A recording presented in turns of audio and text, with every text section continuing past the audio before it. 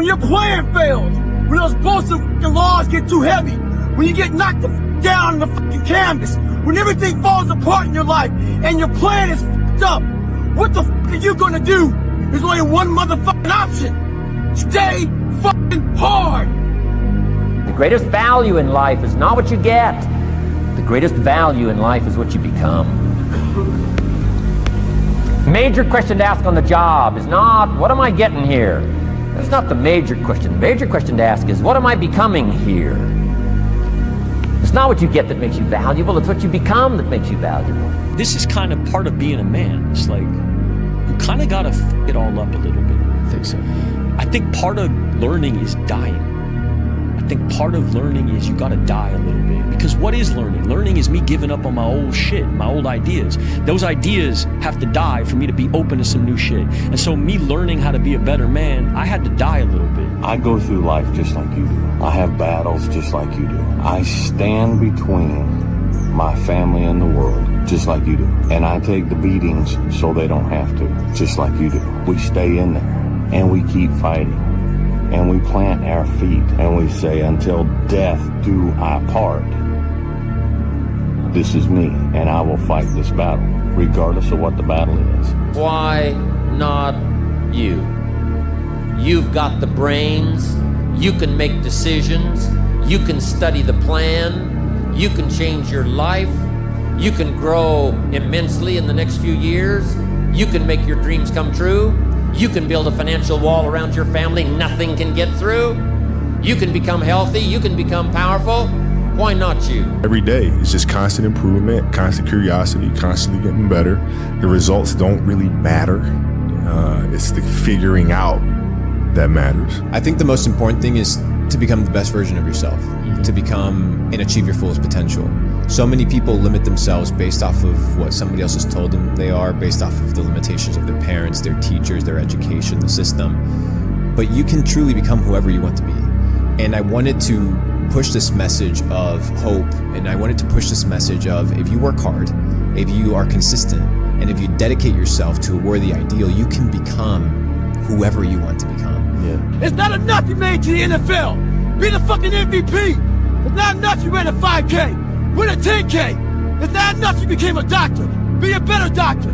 It's not enough you lost 50 pounds. Go out there and do something with it. Guess what?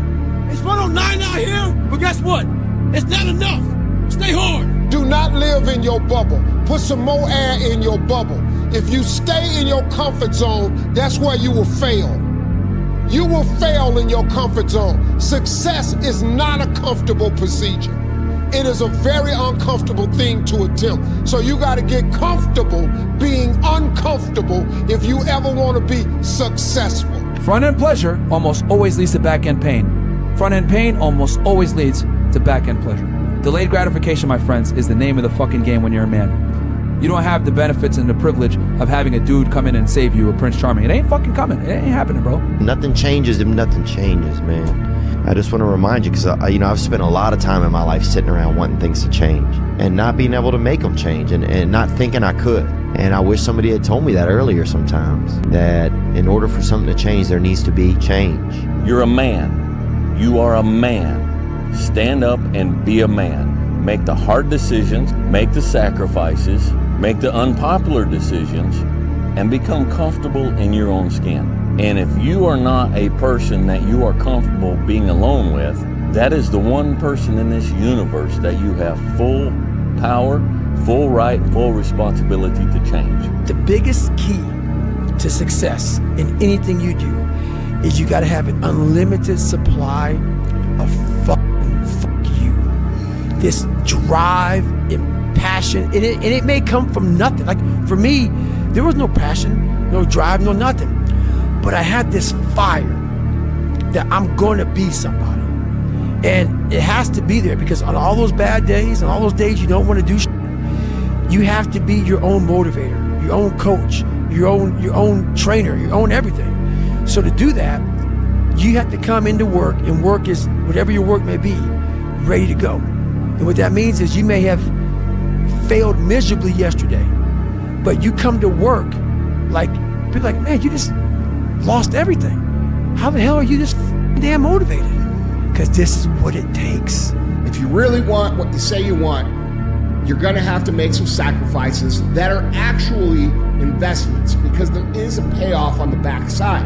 And I think if people reframe that perspective from, oh, I'm making all these sacrifices, to, no, I'm making investments because these are all going to pay off long term, that's a different game. It's easier to get up and go to battle when you know that what you're struggling with right now is going to have a payoff. And that's the way the world works, dude. You know, if you own a business, you know, you're going to push for 3 or 4 years before you get real progress. And then once you get real progress, you're going to have a ride for 3 or 4 years. And then, you know, you're going to have to repivot, and you're going to have to readjust and reacclimate and make a new plan, and then push for another 3 years. It's phases, dude. And it's phases in your life too, just not in business, it's in your life. If you want to change, you're going to have to push, and there's going to be a delayed gratification time frame where you're showing up, you're working hard, you're giving everything you have, but nothing's happening. And that time can be extremely frustrating. And the reason that most people can't win is because they can't make it through that time of frustration to get to the other side. There's a reason that there's the saying, it's always darkest before the dawn, okay? Because, dude, when you feel like you're gonna quit and you feel like things aren't gonna work, if you just keep pushing, that's when the things tend to work out. Be a dangerous man. Now, being dangerous is not being a threat. They're two different things, all right?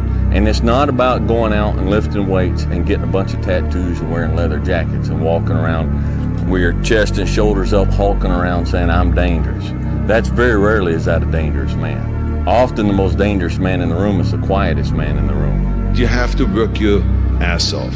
When I talk about working your ass off, I'm not only talking about bodybuilding. Yes, I was known that everyone always said he's overtraining. I just believe in hard work. I don't believe in shortcuts. I don't believe getting around all of that or finding the easy way. You got to confront things straight on, and you got to struggle through it. And I found out that the more I struggle, the stronger I get inside. Because remember that the brain, your head, is just like a muscle. The muscle grows when you give it resistance. When I put a dumbbell in my arm and I curl it up, it's the resistance that makes the bicep grow. But the same thing is also with your head. The more resistance you give it, the more you let yourself struggle, the more you go through pain and through kind of suffering sometimes. The more you endure that, the tougher you get. I've never regretted working harder, ever. Not once. And some people are like, on your deathbed, you're like, no, because I lived every moment of my day doing what I wanted to do. Grow or die was the basic central premise that we were working with. That if you don't grow, you will perish. There's one relationship that you have to maintain, and that's the one with you, right? And it's like, if you're not loving you, if you're not taking care of you, everything and everybody is second to you taking care of you. And first and foremost, when you are steady and calm in yourself, it makes it easier to manage the insanity that other people are going to bring to you. The core of how things are created in the universe is through collision. You know, so you got to be prepared to collide if you want to create something. Only sustainable mission throughout your whole existence is to improve lives. And as soon as I made the shift in my mind from trying to be big and trying to have money and trying to be popular to making sure that I improved lives every step of the way on this earth, then all of a sudden I started experiencing healing. It has to be consistency, and you just show up multiple times a week over and over, you're going to get some results. Lazy people do a little work and think they should be winning, but winners work as hard as possible and still worry if they're being lazy. Some of you just don't understand. Some of you been average for so damn long, you don't know what it is to do hard work. But there's a lot of you out there who want to be much more than average, but just don't know how to do it every single day, the grind. You need to find someone to oil those fucking gears up. So check it out. This is a mindset. Maybe it's true, maybe it's not. But there's a motherfucker out there who wants what you have, who wants the position you are, who wants the job you have, who wants the wife that you have, or the husband. There's someone out there hungry and wants everything you fucking have. Maybe it's true, maybe it's not. But if it is, it's gonna be your ass.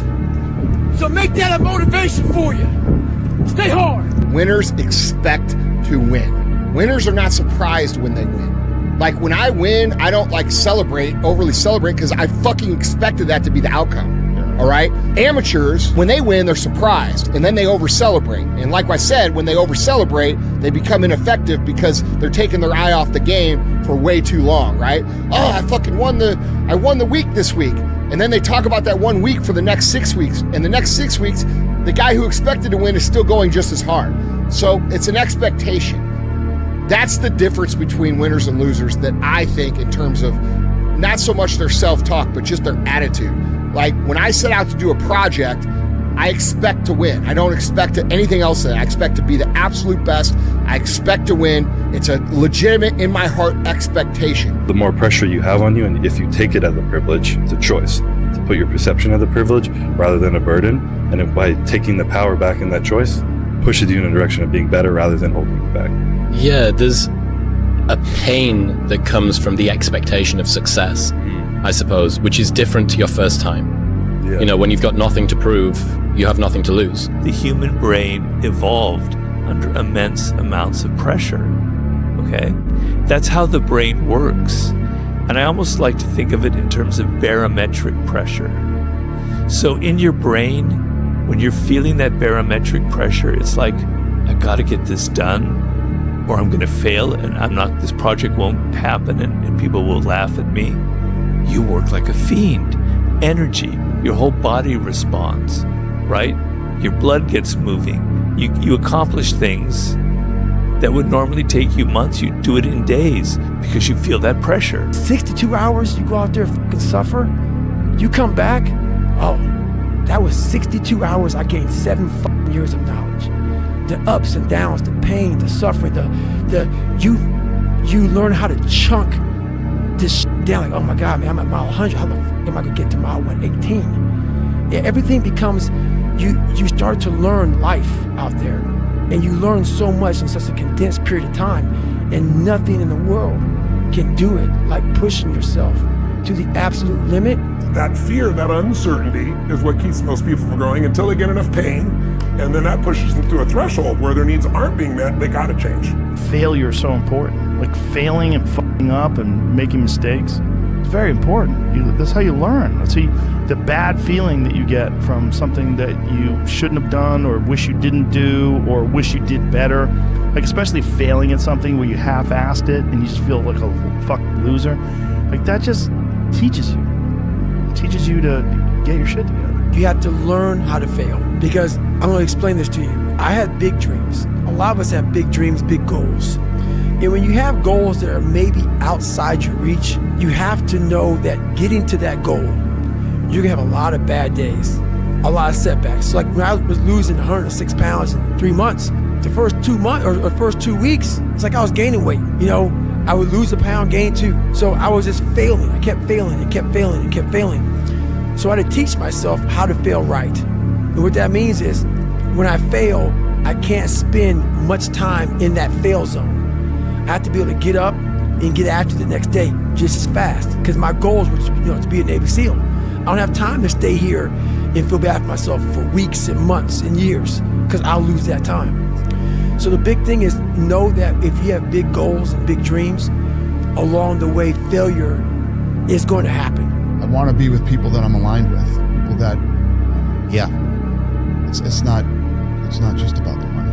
Not going to take a bigger offer if it isn't something that I am aligned with and don't 100% believe. You have to believe in who you are and what you do, and just go fucking get it.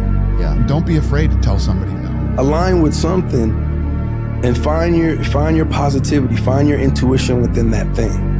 And be obsessed about it. The most important thing when you fail, that you take responsibility for the failure and you don't blame anyone else. No matter if it's a personal failure or if it is a business failure or a sports failure, it doesn't matter what it is, just take responsibility yourself for this failure. You learn from those mistakes. That's the key thing, is learn from the mistakes. That is the most important thing there. You have to achieve failure.